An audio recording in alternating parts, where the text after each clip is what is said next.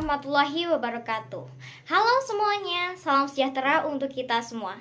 Selamat datang di kelas virtual bersama Ibu Alivia Ziyadatur Rahmah.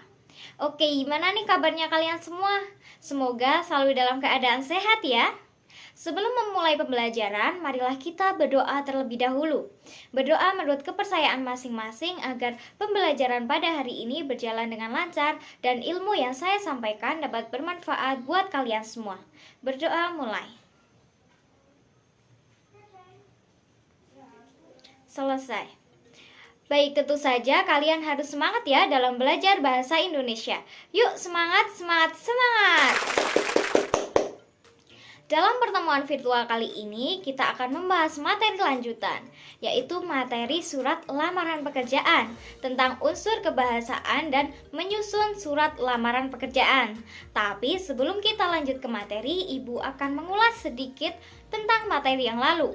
Apakah kalian masih ingat materi tentang apa? Ya, tentang isi dan sistematika surat lamaran pekerjaan. Nah, jadi kalian sudah mengenal ya apa itu surat lamaran pekerjaan, terutama dari segi isi dan sistematikanya. Surat lamaran pekerjaan adalah surat dari seseorang yang memerlukan pekerjaan kepada orang atau pejabat yang dapat memberikan pekerjaan atau jabatan. Jadi untuk unsur-unsur surat lamaran pekerjaan adalah tesis, argumentasi, dan penegasan. Selanjutnya untuk sistematika surat lamaran pekerjaan diantaranya yaitu ada nama kota dan tanggal pembuatan, lampiran dan perihal, alamat surat, salam pembuka, isi surat, salam penutup, dan tanda tangan juga ada nama terangnya.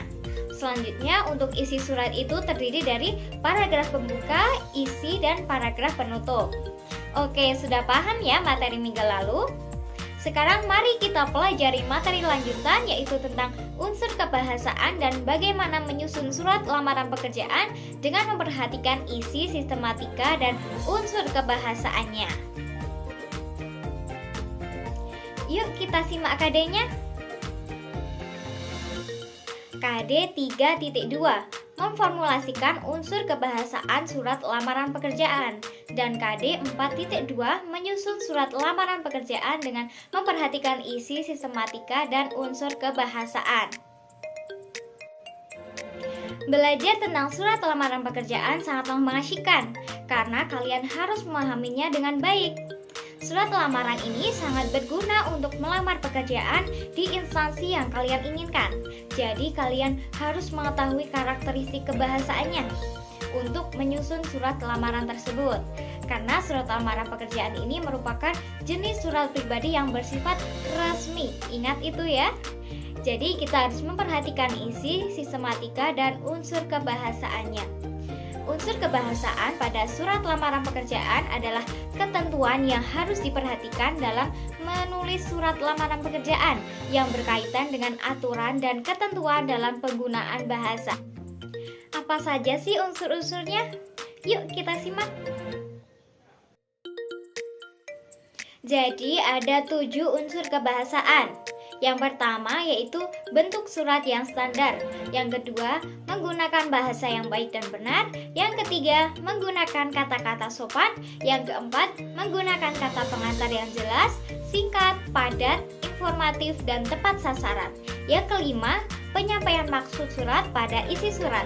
Dan yang keenam, menggunakan kalimat permohonan pada paragraf penutup. Yang terakhir yaitu menggunakan penulisan dan tanda baca. Agar lebih paham lagi, Ibu akan jelaskan satu persatu. Yang pertama yaitu bentuk surat yang standar. Format surat standar adalah bentuk surat yang biasa digunakan dalam surat formal atau resmi. Nah, surat lamaran pekerjaan ini termasuk dalam jenis surat resmi. Jadi, harus menggunakan bentuk surat yang standar. Yang kedua yaitu menggunakan bahasa baik dan benar. Surat lamaran pekerjaan harus menggunakan bahasa yang baik dan benar sesuai dengan ejaan bahasa Indonesia. Juga harus menggunakan bahasa dan kata-kata yang tidak bertele-tele agar maksud yang ingin disampaikan terdengar jelas. Selanjutnya yaitu menggunakan kata-kata sopan. Nah, kata-kata yang dipakai dalam surat lamaran pekerjaan harus sopan sederhana, dan ringkas. Karena surat lamaran pekerjaan ini tidak boleh bernada meminta belas kasihan atau yang bersifat merendahkan martabat sendiri pelamar. Selanjutnya yaitu menggunakan kata pengantar yang jelas, singkat, padat, informatif, dan tepat sasaran.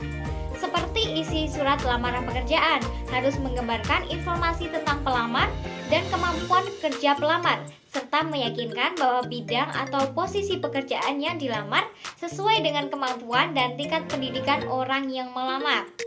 Selanjutnya yaitu penyampaian maksud surat pada isi surat, yakni penggunaan kalimat yang jelas untuk melamar kerja. Menentukan jabatan yang diinginkan oleh pelamar menjadi hal yang sangat penting dalam menyusun surat lamaran pekerjaan. Unsur kebahasaan selanjutnya yaitu menggunakan kalimat permohonan pada paragraf penutup. Kalimat penutup berisi harapan dan permohonan kepada pimpinan institusi yang dilamarnya agar bisa diterima. Yang terakhir yaitu menggunakan penulisan dan tanda baca, yakni dengan melengkapi bagian-bagian surat dengan norma bahasa surat seperti penulisan unsur hal, tempat atau tanggal, alamat, salam pembuka, isi surat, salam penutup, tanda tangan, dan nama terang. Untuk lebih jelasnya lagi, Ibu akan memberikan contoh surat lamaran pekerjaan. Perhatikan ya unsur kebahasaannya. Ini dia.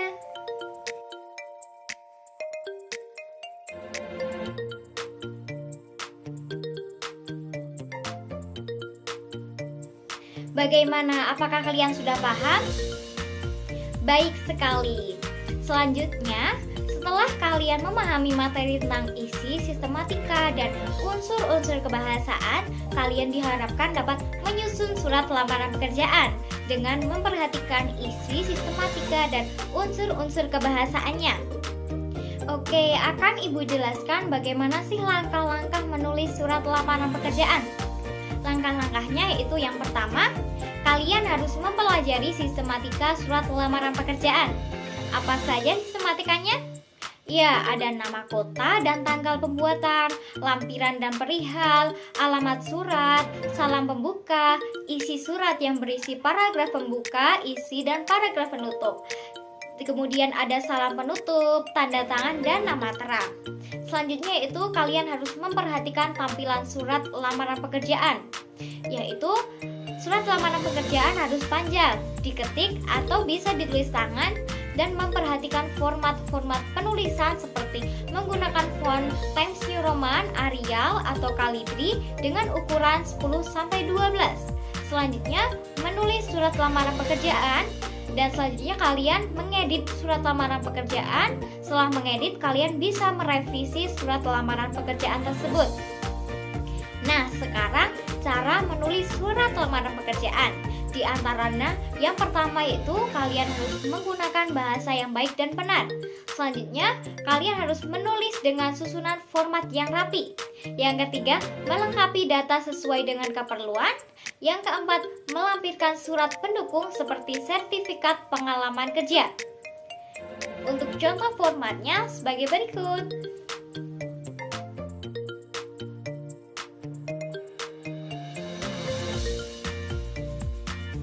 Bagaimana? Sudah paham kan cara menulis surat lamaran pekerjaan?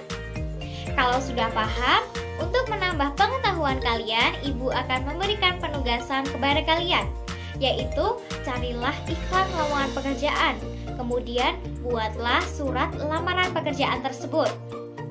Untuk temanya bebas ya. Jangan lupa dalam menulis surat lamaran pekerjaan, kalian harus memperhatikan isi, sistematika, dan unsur kebahasaannya ya. Untuk pengumpulannya, dikumpulkan di Google Drive. Nanti akan Ibu kirimkan linknya di WA Group ya. Kerjakanlah dengan sungguh-sungguh karena agar mendapat pengetahuan dan wawasannya luas dimulai dari diri kita sendiri. Sebelum pembelajaran virtual ini berakhir, akan Ibu simpulkan pembelajaran pada hari ini. Jadi, unsur-unsur kebahasaan dalam surat lamaran pekerjaan yaitu yang pertama, bentuk surat yang standar, yang kedua, menggunakan bahasa yang baik dan benar, yang ketiga, menggunakan kata-kata sopan. Selanjutnya, menggunakan kata pengantar yang jelas, singkat, padat, informatif, dan tepat sasaran. Selanjutnya, penyampaian maksud surat pada isi surat.